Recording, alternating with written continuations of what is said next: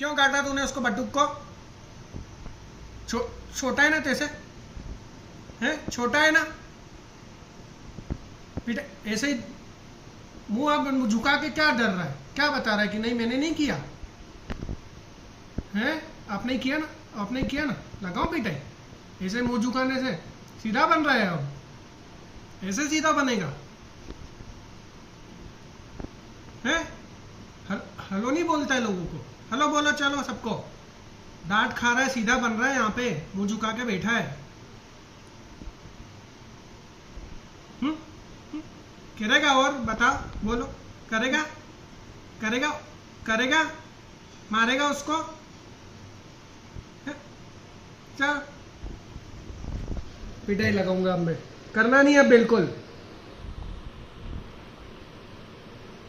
ये देखो फ्रेंड, हमारा कीवी उल्टे काम करता है। इसको बटुक को काट रहा था, इसको डांट रहा हूँ तो अपने उलट काट बैठा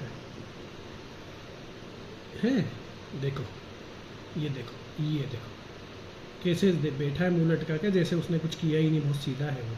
और इसको देखो हमारे बटुक को भी, वो भी उसको घूर रहा है, उसको काटा है इसने अभी जोर से।